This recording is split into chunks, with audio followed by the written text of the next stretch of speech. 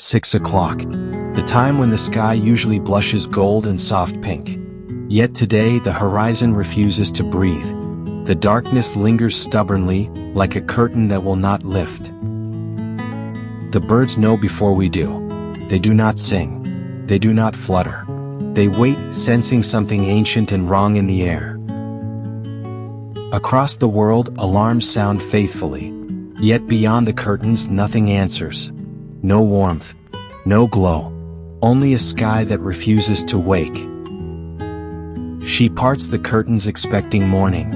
Instead, she meets an endless void. Her breath slows. Something is terribly wrong. News channels scramble. Scientists hesitate. Officials avoid words like catastrophe. The phrase repeated quietly, "The sun has not risen." Confusion spreads faster than light ever could. Messages multiply. Fear travels instantly. They search the heavens for answers. The sun is there, yet it does not shine upon us. In sacred halls across the world, prayers rise where sunlight does not. A child asks the simplest question, and for the first time, adults have no answer. Without daylight, the world demands more electricity than ever before.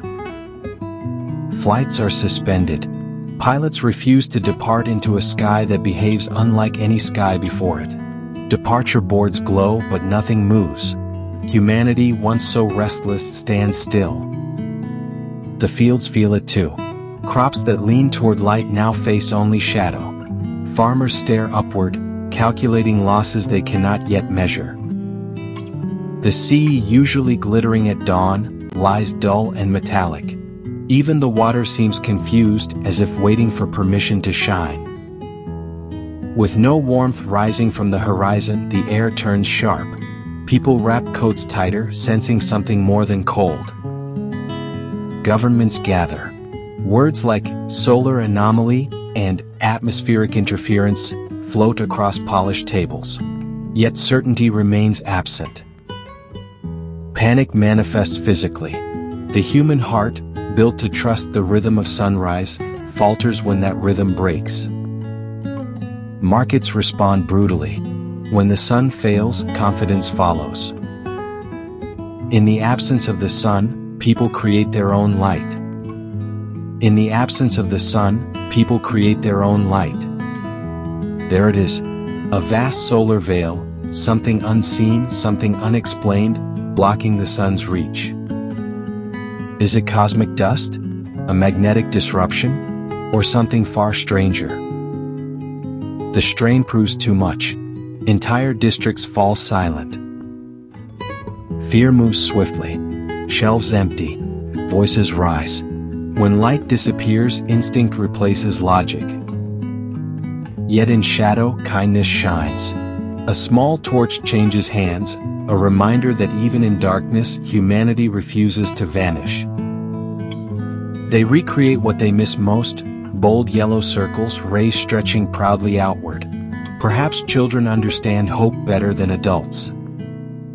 With each passing hour, the temperature falls. The absence of sunlight becomes more than symbolic, it becomes physical. He has seen wars, storms, loss and triumph. Yet never a morning without sunrise. His eyes search the horizon, quietly pleading. For the first time in modern history, the entire planet shares the same sky, and the same fear. A breakthrough. A faint distortion in space appears to shift. The obstruction, whatever it is, may not be permanent. Strangers gather without instruction. No speeches, no leaders. Just people united by hope. They're barely visible, a whisper of silver touches the edge of the world. The birds move first, a tremble of wings, a question in their posture. A single thread of gold slices through the darkness, fragile, glorious. The darkness does not simply retreat, it fractures. Fine veins of gold stretch across the heavens, like cracks in a shattered mirror. The world stares upward as the sky itself appears to split open. Across the city, tears fall without shame. Strangers embrace. For a moment, status, politics, and pride dissolve. There is only relief. The birds rise first, reclaiming the sky as though it never belonged to shadow. The frost surrenders completely, dripping away like the final traces of doubt.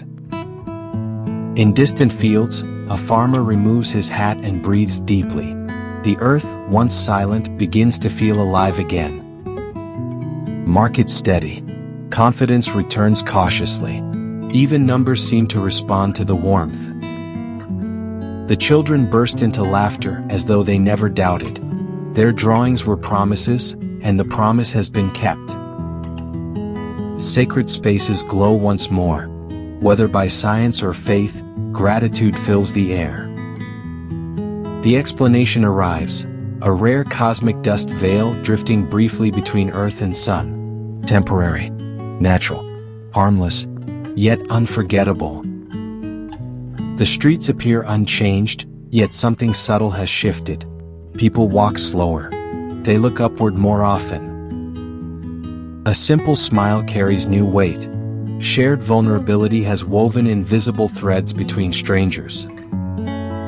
The child who asked, "Why is it still night?" now whispers softly, "I knew it would come back." The city gleams as though newly built. Light cascades across rooftops, over rivers, through glass towers, reclaiming its throne. We always believed the sun would rise. Yet when it did not, we glimpsed how fragile our certainty truly was. And when it returned, we understood something profound. Light is not merely seen. It is cherished.